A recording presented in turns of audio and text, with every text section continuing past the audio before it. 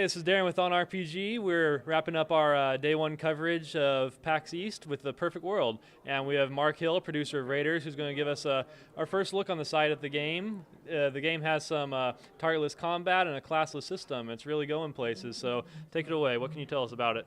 Well, the two things you mentioned so far are our two favorite things about the game, right? First of all, the action-style gameplay. So RaiderZ, there's no targeting. It's not like a tab to target and then you just spam attacks until the guy's dead. It's actual fast-paced, real-time combat where you have to be able to dive, to dodge, to deploy your skills, to aim your spells. You really got to use that skill to be able to take down these big, epic monsters, which is the core of RaiderZ gameplay.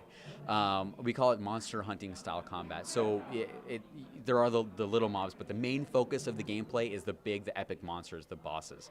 Cool thing about them is as you deal damage to them, they'll drop a piece of themselves. They'll drop a weapon or a piece of their armor, which you can in turn use against them or use later on to craft an item, to make yourself stronger, to go up against the next monster. So the gameplay really stays fresh. It changes throughout your whole lifetime in the game.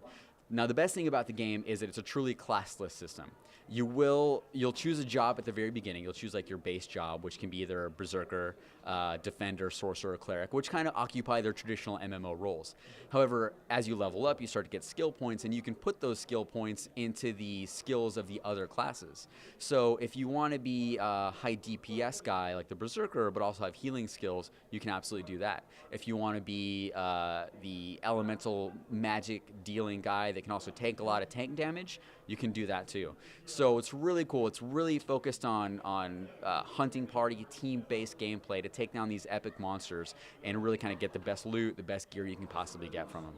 On that note, can you tell us about how you can use two separate weapons on the same character and set up separate skill sets so that you can swap between them on the fly? Yeah, absolutely. So I mentioned the base jobs earlier, right? So let's take the Berserker, for example. He uses a big two-handed sword that he carries around. However, you can also equip the one-handed sorcerer's staff. You can equip that too. You have your skill bar at the bottom, which has all your specialty skills for each class, right? And you can bind your skill bar to your different weapons. So you can have one set of skills when you active when you have your two-handed sword, and then you can, when you switch to the staff, it'll automatically switch the skill bar too. And that's right there in the UI. You can bind it to the different weapons, so you can switch on the fly. So if you if you're in some sort of party and you need a guy that can deal the range damage, you can switch to that quickly, have all your range damage skills right away, and take on the boss immediately. So there's a lot of action titles coming out the past couple of years. What is it about the combat in this game that makes it unique, and what do the controls work like when you're actually fighting one of these bosses? We try to make the controls as intuitive as possible because it's really fast-paced action gameplay, and if they were clunky, it would make it slow down, and it just wouldn't be as fun. So it's your typical WASD controls: left click to attack, right click to block, and then you have your skills are 1 through 0. So it doesn't take a lot of relearning anything. However, the things that we mentioned earlier where you can equip different skills to different weapons, it keeps each fight different. And what you mentioned about how's the combat different, it's basically what we talked about, is that you can have a guy that can deal a lot of damage like the DPS guy, but also have these really cool other elemental attacks too, someone that can heal.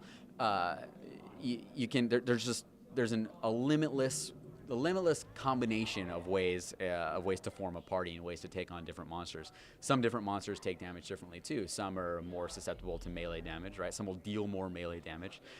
Same thing for magic for elemental damage and things like that too. So the game is all about being able to adapt to your environment, to being able to use the thing that these monsters give you in turn against them to make yourself stronger and to continue on your adventure and continually progress yourself and get stronger and stronger.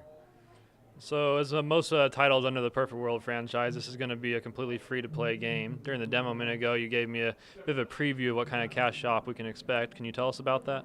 It's a little early in the game right now. As you mentioned, we just closed the alpha, right? So what we're focusing on at this moment is strictly gameplay, making sure it's as polished as possible, it's as engaging as possible, the players are having fun. So the purpose of the alpha we just did was to get a lot of user feedback, to get a lot of back-end data, to see how people are reacting to certain things in the game, and we'll be applying that on another level during the closed beta and then eventually during the open beta.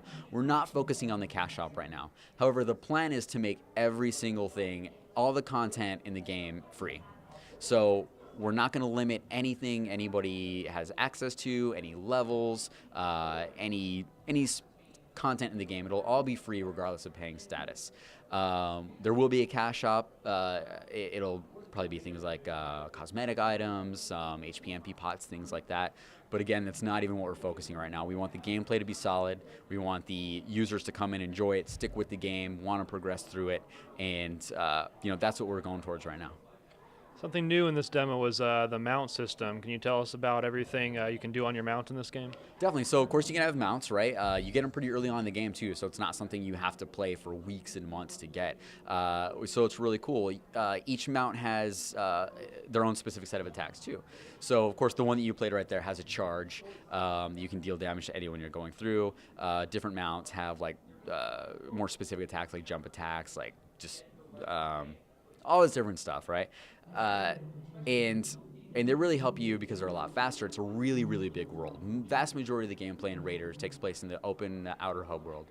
And that's where you have all your MMO social features too, like the auction house, crafting, enchanting, guilds, parties, everything like that is all in the outer world. So mount will help you get around faster. It'll help you in combat.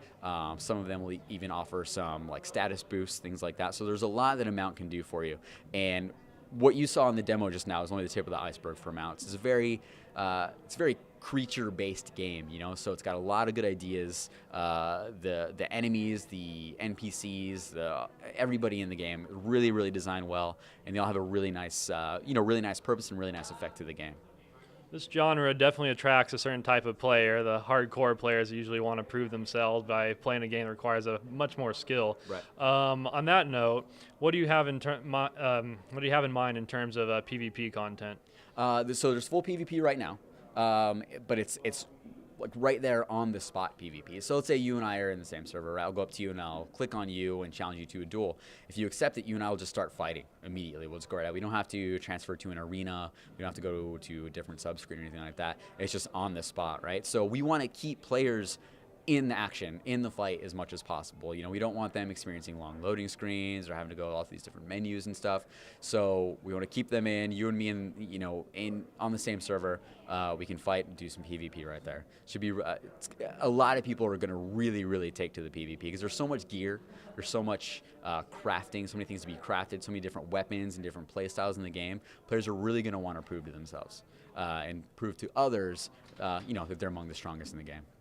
Well, the game looks like it's improved leagues since last year. It's really looking like it could be a strong title in 2012. Thanks for giving us some time today, and when can players look to get into this game? Well, we're going to have a closed beta fairly soon. We haven't announced a date yet because we're still getting a lot of feedback from the alpha. Shouldn't be too long, though, and your readers will be the first to know. All right, thank you for your time. Very good, thank you.